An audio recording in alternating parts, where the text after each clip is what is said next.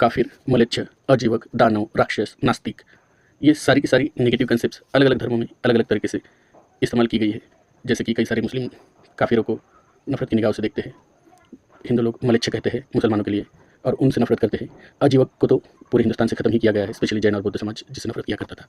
दानव, राक्षस, इनसे इंसान होते हुए भी कई बार इन्हें राक्षस कहा गया, दानव कहा गया और इनसे नफरत की गई, इन्हें खत्म करने का, इन्हें कोई राइट्स न देने का काम किया गया। वनवासी, आदिवासी, दलित जो अभी तक पीड़ा सह रहे हैं, अभी तक भी पूरी तरह सिस्टम में नहीं आ पाए हैं इसी नफरत के कारण। और नास्तिक, स्पेशली नास्तिक लोगों को तो हर धर्म के लोग नफरत ही करते हैं। तो अब ये जब नफरत करते हैं, ये अंदर से खुद डरे हुए रहते हैं। ये उन लोगों से नफरत करते हैं क्योंकि वो अपने बिलीफ को, इनके खुद के बिलीफ को वो फॉलो नहीं करते हैं और इनका बिलीफ से कुछ लेना देना नहीं रहता है। असल में इनका खुद का स्वार्थ रहता है। इस स्वार्थ के चलते ये अपने आप को उच्च श्रेष्ठ समझने लगते हैं। कोई अपने आप को जन्नती कहता है, कोई अपने आप को ऊंची जात वाला कहता है और सामने वालों के या हमारे बिलीफ से जो मेल नहीं खाता उससे नफरत करने के लिए ये वर्ड्स कई बार हम यूज़ करते हैं। तो अब इसमें क्या हो रहा है कि हमारा पूरा अखंड ज़ोंबिस्तान बन चुका है। सिर्फ इंडियन सब कॉन्टिनेंट ही नहीं, पूरी दुनिया में हर जगह पर लोग इस तरह बिहेव कर रहे हैं। तो अब ये बिहेवियर इंसानियत के लिए अच्छा है या नहीं है, ये हमें समझना है पहले। जो पहले इंसान नहीं बन सकता ना, वो कोई भी धर्म फॉलो नहीं कर सकता। तो फिर जब एक नफरती कंटेनर, एक ज़ोंबी इंसान, वो कैसे किसी धर्म को फॉलो कर सकता है? अगर कोई मुस्लिम है और वो सिर्फ हिंदुओं से, बौद्धों से, क्रिश्चियनों से सिर्फ नफरत ही करता है तो मुसलमान कहलाने के काबिल होगा?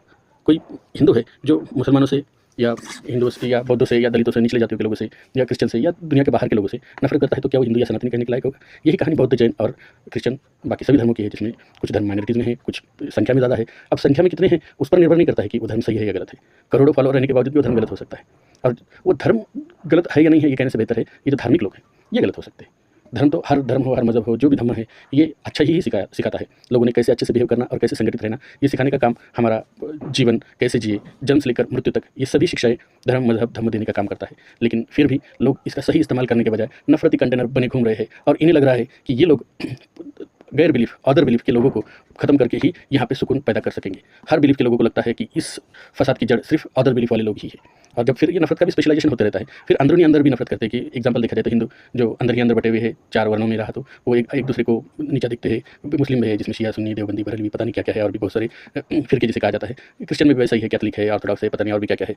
इन सभी को अगर ऐसा लगता है कि इनका ही धर्म श्रेष्ठ है तो फिर ये आपस में भी क्यों बटे हुए हैं? असल वजह है स्वार्थ, नफरत और सिर्फ खुद को ही सही समझना और खुद को पवित्र और साफ समझने के लिए दूसरों पर जो मन में आए वो इल्ज़ाम लगाना और उसी में जीना। कई सारे लोग मैं देखता हूँ पूरी ज़िंदगी उसी में जीते हैं। ये स्वधर्म प्रेम में नहीं तो ये परधर्म द्वेष में पूरी की पूरी ज़िंदगी तबाह करते हैं। ये खुद तो गंदे रहते हैं और मरने तक ये गंदे रहते हैं। मरने के बाद भी इनके फॉलोअर्स उसी तरह से फॉलो करके यहाँ पे गंदगी फैलाने का काम करते हैं।